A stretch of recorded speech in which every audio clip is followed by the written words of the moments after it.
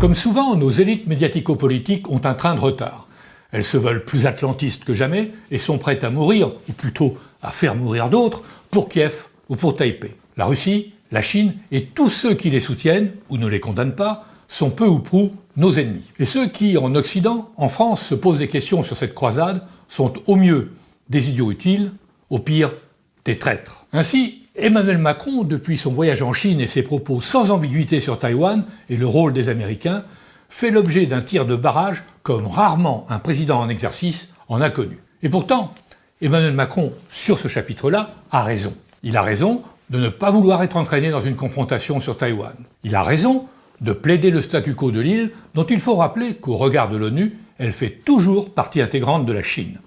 Il a raison de ne pas vouloir mettre de l'huile sur le feu. Il a raison de chercher à tout faire pour mettre fin à cette guerre en Ukraine qui ruine les deux belligérants, affaiblit l'Europe et menace la paix mondiale. Emmanuel Macron a juste commis deux petites erreurs tactiques.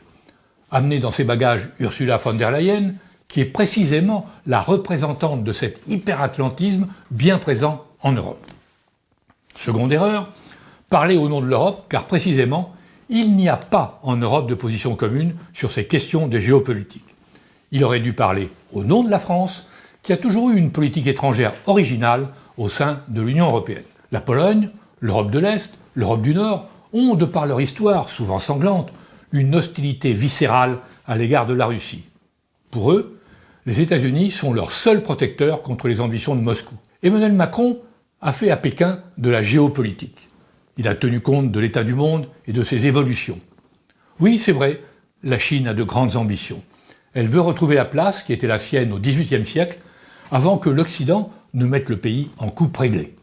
Oui, c'est vrai, Pékin, allié pour la circonstance avec Moscou, entend redéfinir les équilibres mondiaux, ou plutôt les rééquilibrer au détriment des États-Unis. Et dans ce combat, les Chinois, la diplomatie chinoise, ont obtenu d'incontestables succès. En fait, ils surfent sur une vague d'anti-américanisme de par le monde. L'hyperpuissance paie là des décennies où elle a imposé ses normes, son idéologie et l'American Way of Life, en s'appuyant, si besoin était, sur des interventions militaires, son soft power, l'extraterritorialité du droit américain et la puissance et l'omniprésence du dollar. Les rancœurs se sont accumulées, en Amérique du Sud, au Moyen-Orient et même en Afrique. Et la Chine capitalise aujourd'hui sur ce rejet. Clairement, elle est le leader des BRICS. Elle commerce avec l'Iran, qu'elle réconcilie avec l'Arabie Saoudite. Elle mène une politique habile de dédollarisation. Tout cela, ce sont des faits, des réalités.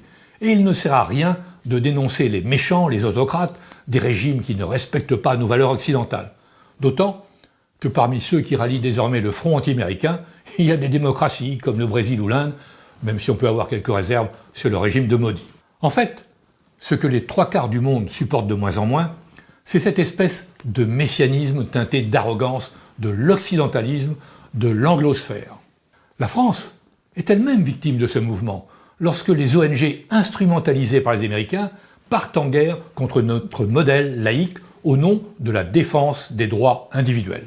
Si la France a pu pendant des décennies occuper une position sur l'échiquier mondial plus importante que son poids réel, c'est bien parce qu'elle a eu une politique étrangère originale, alliée certes des États-Unis dans les moments cruciaux, mais non vassale, non inféodée, autonome. C'est bien cela qu'il faut préserver. D'autant plus que sur le plan économique, nous nous sommes affaiblis. Nous ne pouvons pas nous couper du reste du monde. Or, c'est bien ce qu'il va advenir si ce reste du monde nous considère comme la dernière roue du carrosse américain.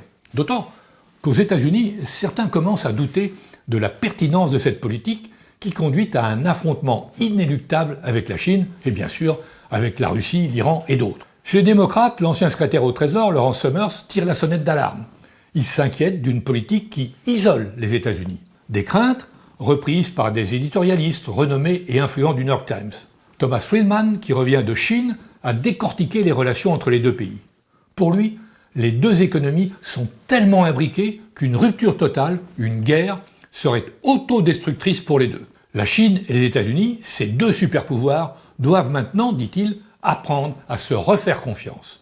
Une confiance rompue, il est vrai, par la politique de Xi Jinping, mais aussi par celle de la classe politique américaine qui a fait de la Chine un bouc émissaire pour masquer leurs erreurs et l'appauvrissement de la classe moyenne outre-Atlantique. Pour Pékin, cette politique d'endiguement de la Chine par les Américains est allée de pair avec la promotion de Taïwan comme un contre-modèle. Or, c'est un sujet éminemment sensible pour les dirigeants chinois. Lors de son entretien avec Joe Biden à Bali en novembre, Xi Jinping aurait été très clair. « Je ne serai pas le président d'une Chine qui a perdu Taïwan. Si vous me forcez la main, il y aura une guerre. Vous ne pouvez pas comprendre combien c'est important pour le peuple chinois. Vous jouez avec le feu. » La Chine avait un agenda qu'en 2049, pour le centenaire de la création de la République populaire, Taïwan ait rejoint la mère patrie. Non par une conquête militaire, mais par un rapprochement économique naturel en misant sur les forces politiques, et il y en a à Taïwan, favorables à ce rapprochement. En attendant ce moment favorable politique, c'est le statu quo qui doit perdurer. Or, les tenants de l'affrontement avec Pékin chez les démocrates et les républicains américains veulent faire de Taïwan un abcès de fixation et rendre impossible tout rapprochement avec la Chine continentale. Et c'est bien ce que l'on voit à l'œuvre avec le voyage de Nancy Pelosi l'été dernier à Taïwan, la réception à Washington de l'actuelle présidente, hostile à Pékin, et ce destroyer américain qui navigue dans ce que Pékin estime être ses eaux territoriales. Les partisans de la ligne dure verraient bien Taïwan jouer le rôle que l'Ukraine a joué en Europe face à la Russie, celui de pousser l'adversaire à la faute en l'amenant à engager les hostilités. C'est clairement l'avertissement que Xi Jinping a fait à Joe Biden, et c'est cette escalade qui inquiète Emmanuel Macron et sème le trouble au sein de la classe politique américaine.